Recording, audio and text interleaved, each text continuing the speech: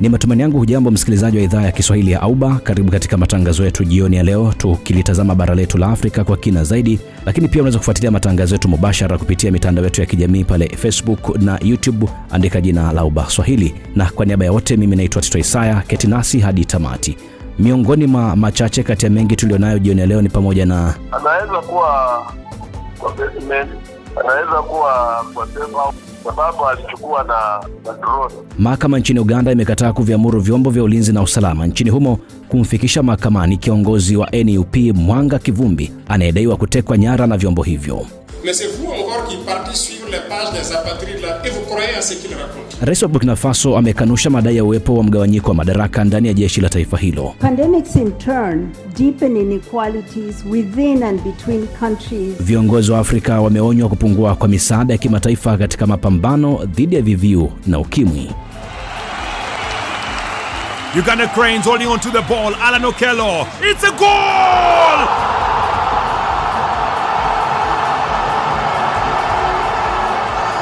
Kwa muktasari tuliokuwa nayo leo, klabu ya Simba itaadhimisha miaka 90 katika sherehe za Simba Day itakayofanyika Agosti 8 jijini Dar es Salaam. Mashindano ya Kagame Cup mwaka 2026 yanatarajiwa kuanza kesho nchini Rwanda. Na Chelsea imeingia katika mbio za kumsajili beki wa kimataifa wa England John Stone kwa uhamisho wa bure baada ya mkataba wake na Man City kumalizika mwishoni mwa mwezi Juni. Ungana nasi muda utakapowadia. Naitwa Samuel Male wa Auba Swahili. Na sasa nikukaribisha katika uchambuzi wa taarifa tulizonazo jioni ya leo, tukianzia kule nchini Uganda. Jaji wa mahakama kuu nchini Uganda amekataa ombi la kutoa amri kwa vyombo vya ulinzi na usalama nchini humo kumfikisha mahakamani makamu wa rais wa chama cha NUP kanda ya kati Mwanga Kivumbi ambaye hajulikani alipo baada ya kutekwa nyara na vyombo vya ulinzi na usalama majuma mawili yaliyopita mjini Mpigi karibu na jiji la Kampala. Mwandishi wetu wa Auba Swahili Isaac Kimomena ametuandalia taarifa ifuatayo. Mawakili wa Mwanga Kivumbi kutoka kampuni ya Lukwago na wengine kutoka kampuni ya Alaka na Medad Segona waliwasilisha ombi mahakama kuu kuomba mteja wao afikishwe mahakamani kama ana makosa. Mwanga Kivumbi aliteka nyara mjini Mpigi mnamo tarehe 2 Julai 2026 akitokea kijijini kwake wilaya ya Butambara baada ya mahakama kuu kumpatia dhamana kwa kesi ya uhaini aliyokuwa anashtakiwa na wengine 24 wakati wa uchaguzi mkuu wa rais na wabunge, ambapo anatuhumiwa kushambulia kituo cha polisi na pia kutaka kushambulia tume ya uchaguzi baada ya kupoteza kiti cha ubunge alichokuwa akigombea. Kwa mujibu wa wakili wake Medad Segona, ametembea na mkewe katika vituo vyote vya polisi nchini akitafuta mteja wake bila kumpata, na jeshi la polisi lilikana hali na Mwanga Kivumbi katika vituo vyake vya polisi. Nimemuuliza mkuu wa dawati la Kiswahili kituo cha habari cha serikali Akolo Amazima, hii inamaanisha nini kufichwa kwa kiongozi wa chama cha NUP? Kwanza kabisa swala la kiongozi Mwanga Kivumbi kutoka chama cha upinzani cha NUP, ndio sema kwamba kweli taarifa zake zilivuma hapa na pale kwamba ametoweka, lakini mara nyingi tunaona kwamba vyombo vya usalama nchini Uganda ikiwa vimemteka mtu huwa vinatoa taarifa, na vila vijatoa taarifa kwamba ndivyo vimemshikilia, inakuwa sasa vigumu kusema kwamba mahakama itawalazimisha kusema kwamba wamlete mahakamani wakati hawajaonyesha dhahiri shahiri kwamba wao ndio wanaye. Kwa hivyo la kufanya ni kwamba chama cha upinzani cha NUP kishirikiane na vyombo vya usalama kuhakikisha kwamba wanatafuta ni wapi Mwanga Kivumbi aliko. Kaimu wa rais wa chama cha NUP John Baptist Nambeshe amezungumza na Auba Radio kwa njia ya simu na kuelezea kuwa bado wanaendelea kumtafuta naibu wa rais wa chama cha NUP mkoa wa Kati. Sijapata habari yote kuhusu the president in charge of Central kuanzia wakati alishikwa vibaya na watu wenye hatujui vizuri, lakini alisimamishwa na polisi tu ya Uganda. Hata tumetuma wameweka ile request application ya habeas corpus, manake yaambie serikali huyu mtu aletwe kama alive or dead. Up to now hatujapata habari yote kuhusu penye yako. Lakini nyinyi mna wasiwasi anaweza kuwa wapi?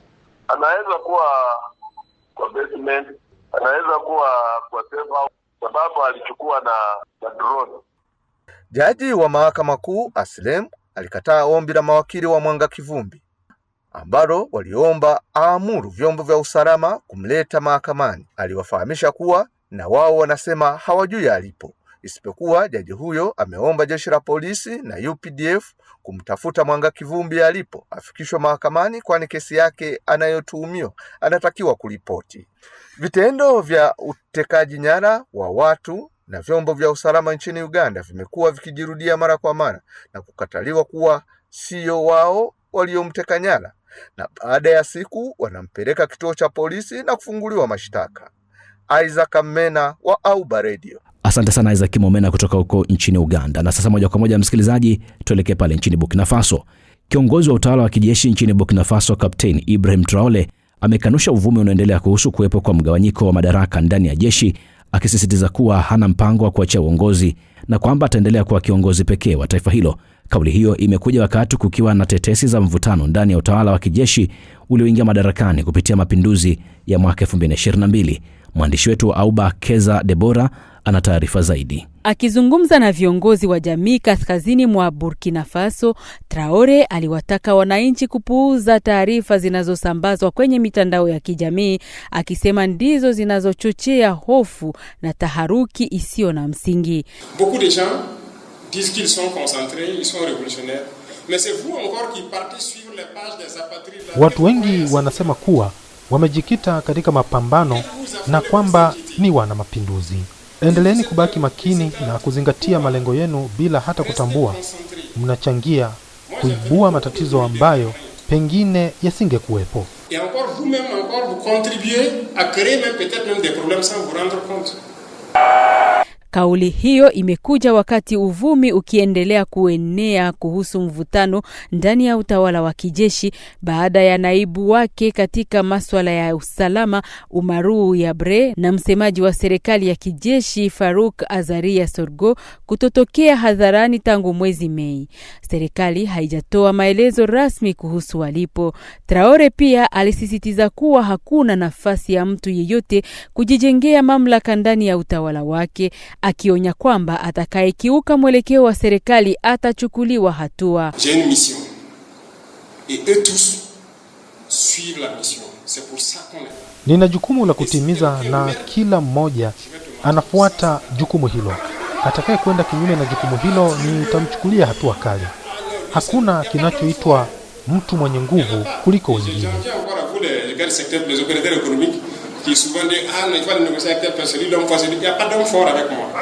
Wakati huo huo, hatua za usalama zimeendelea kuimarishwa katika mji mkuu wa Gadugu katika wiki za hivi karibuni, huku wachambuzi wakisema hatua hizo zinaonyesha juhudi za utawala wa kijeshi kudhibiti hali ya ndani, wakati ukiendelea kukabiliwa na changamoto za kiusalama na uvumi wa migawanyiko ndani ya uongozi.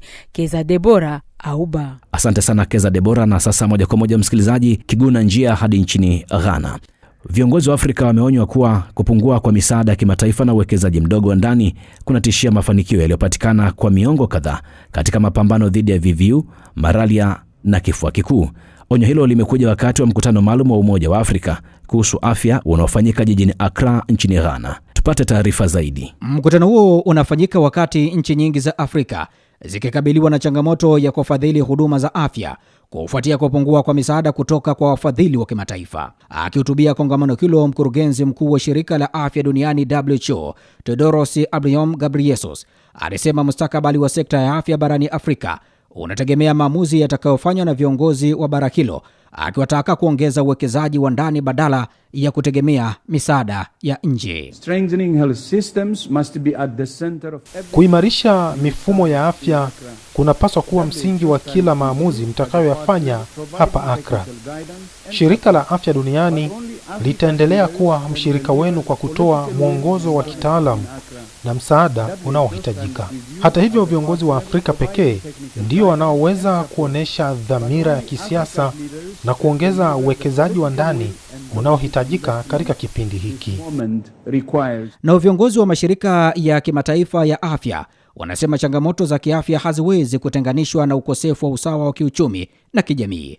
Wanaonya kuwa bila kupungua kwa pengo hilo, bara la Afrika litaendelea kuwa katika hatari ya kukumbwa na majanga mapya ya milipuko. Akizungumza katika mkutano huo, mkurugenzi mtendaji wa shirika la Umoja wa Mataifa la kupambana na ukimwi UNAIDS, Winnie Byanyimana, alisema ukosefu wa usawa huchochea kuenea kwa milipuko ya magonjwa, huku majanga hayo yakizidisha zaidi hali hiyo. The Global Council on Inequality, AIDS and Pandemic. Baraza la kimataifa la kushughulikia ukosefu wa usawa, ukimwi na majanga ya milipuko duniani limebaini kuwa majanga ya milipuko na ukosefu wa usawa vinaendelea katika mzunguko wa hatari. Ukosefu wa usawa husababisha milipuko ya magonjwa kuenea na kuwa majanga ya kimataifa. Nayo majanga hayo huongeza zaidi ukosefu wa usawa ndani ya nchi na kati ya mataifa, na hivyo kuyaacha katika hatari kubwa zaidi ya kukumbwa na janga lingine. Hii ni moja ya changamoto kubwa tunazokabiliana nazo. Mkutano huo wa siku 2 unalenga kuhamasisha viongozi wa Afrika kuongeza uwekezaji katika sekta ya afya, kuimarisha ushirikiano wa kimkakati na kuongeza uzalishaji wa dawa, chanjo na vifaa tiba ndani ya bara ili kupunguza utegemezi wa misaada ya nje na kujiandaa vyema kukabiliana na milipuko ya magonjwa siku zijazo. Na sasa tutie nanga kwenye uchambuzi wa taarifa zetu kwa kuelekea pale nchini Rwanda. Mwaka 2025 Rwanda ilipokea zaidi ya mikutano 25 ya mashirika ya kimataifa pamoja na kuandaa matukio 165 ya ngazi za kikanda, Afrika na kimataifa. Mkurugenzi mkuu wa kitengo cha utalii katika shirika la sekta binafsi nchini Rwanda, Jackson Hakiza, amesema kuwa wadau wa sekta ya hoteli na utalii wanapaswa kwenda sambamba na kasi ambayo Rwanda imefikia katika kupokea wageni na washirika wa shughuli mbalimbali. Mwanahabari wetu Christopher Kalenzi ametuandalia ripoti ifuatayo kutoka jijini Kigali. Kigali kwa sasa ni mji wa pili barani Afrika kwa kupokea mikutano ya kimataifa, huku Rwanda kwa jumla ikiwa nchi ya 3 barani Afrika katika sekta hiyo kwa mjibu wa viwango vya ICCA, International Congress and Convention Association, au chama cha kimataifa cha mikutano na makongamano. Aidha, Kigali ni miongoni mwa miji inayotambuliwa na Best Cities Global Alliance kutokana na ubora wa huduma zake za kuandaa na kupokea mikutano ya kimataifa. Mapato ambayo Rwanda ilipata kutokana na shughuli mbalimbali ikiwemo mikutano na maonyesho mwaka uliopita wa 2025 yalifikia dola za Kimarekani milioni 94.7, ikiwa ni ongezeko la 11% ikilinganishwa na kipindi kilichotangulia. Wahudumu mbalimbali wa mahoteli mjini Kigali wametoa maoni yao. Kwa upande wa mafunzo kwa wafanyakazi wetu, hatuyatoi mara moja kwa mwezi pekee, mbali hufanyika kila wiki. Kila mfanyakazi atatakiwa kuwa tayari wakati wote kumpokea mgeni, na tunapokea wageni kutoka sehemu mbalimbali duniani. Lengo ni kuhakikisha huduma zetu zinakidhi viwango vya ubora vya kimataifa. Ikiwa una ukumbi wa mkutano unaoweza kupokea watu wasiozidi 300, ni wazi unapaswa kuanza kufikiria kupanua. Jiulize, utawezaje kupokea mikutano yenye washiriki 1000 au 500 au 600 vivyo hivyo?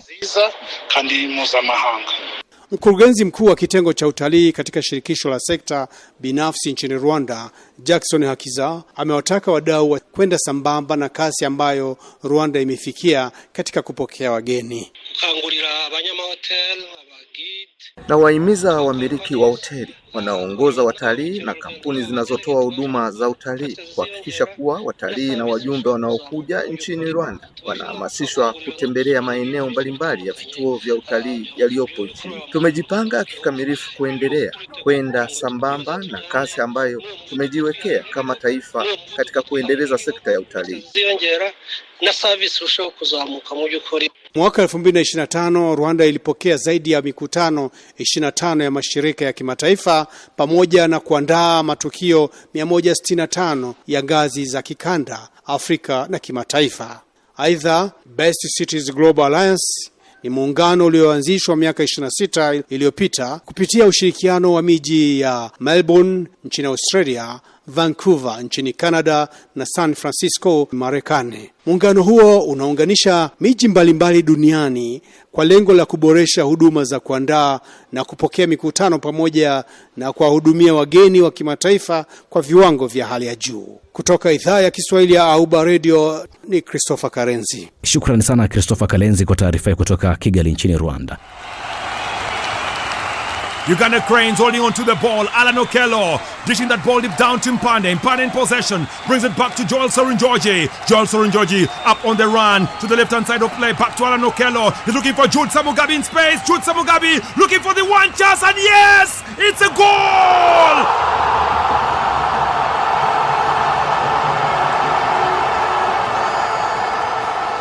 Na sasa msikilizaji, moja kwa moja ni wakati wa taarifa za michezo. Tuungane naye Samuel Male akitujuza yale yanayojiri katika viwanja mbalimbali vya kimichezo. Samuel Male, karibu sana. Tuanze taarifa zetu za michezo kwa kuangazia mashindano ya Kagame Cup. Mashindano ya Kagame Cup yanatarajiwa kuanza kesho, ambapo kutapigwa michezo miwili. Vipers kutoka Uganda itakuwa na kibarua dhidi ya Garden Republic, wakati APR itakuwa na kibarua dhidi ya Gor Mahia ya Kenya.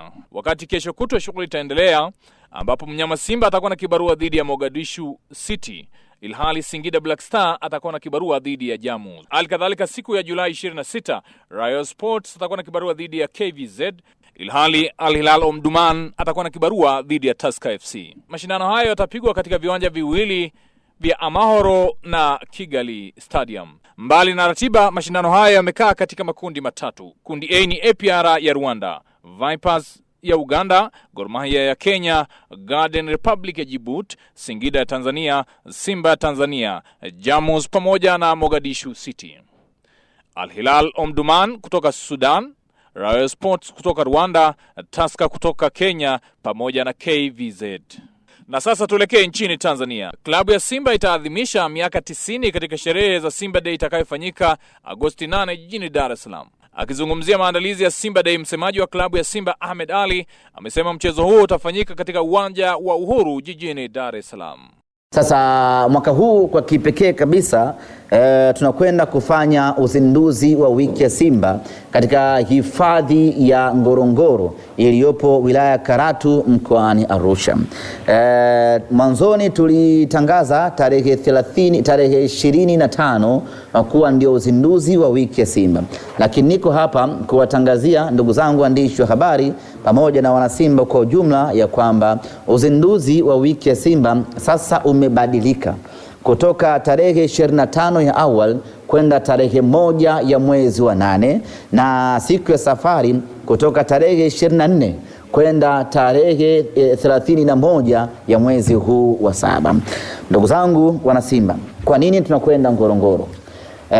Sababu ya kwanza ni hiyo, kuitoa Simba Day nje ya mkoa wa Dar es Salaam, kuendelea kutanua wigo wa Simba Day.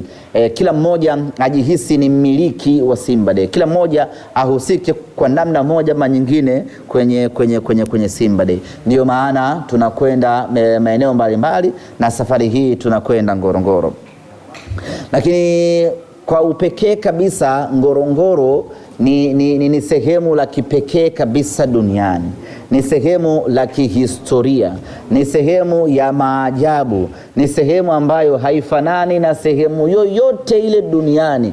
Chelsea imeingia katika mbio za kumsajili beki wa kimataifa wa England Johnny Stone kwa uhamisho wa bure baada ya mkataba wake na Man City kukamilika mwishoni mwa mwezi Juni. The Blues sasa zinashindana na Inter Milan ambayo pia inamwania beki huyo wa kimataifa wa England mwenye umri wa miaka 32.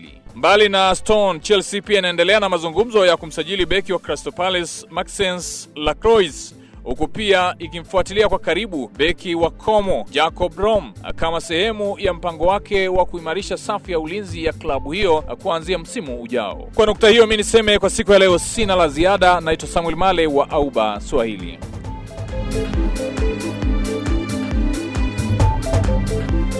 Shukrani sana Samuel Male kutoka viwanjani. Na sasa ni muhtasari wa yale tuliyokuwa nayo jioni ya leo. Anaweza kuwa kwa basement, anaweza kuwa kwa seva sababu alichukua na drone. Mahakama nchini Uganda imekataa kuviamuru vyombo vya ulinzi na usalama nchini humo kumfikisha mahakamani kiongozi wa NUP Mwanga Kivumbi anayedaiwa kutekwa nyara na vyombo hivyo.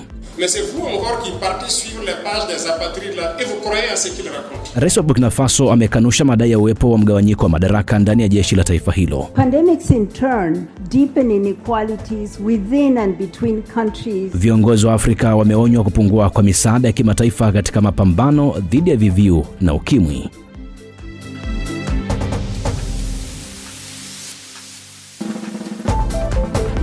Na kufikia hapo msikilizaji, hatuna la ziada siku ya hii leo. Nikushukuru sana kwa kuwa pamoja nasi katika matangazo yetu hapa idhaa ya Kiswahili ya Auba. Endelea kutufuatilia kupitia mitandao yetu ya kijamii, YouTube, Instagram na Facebook.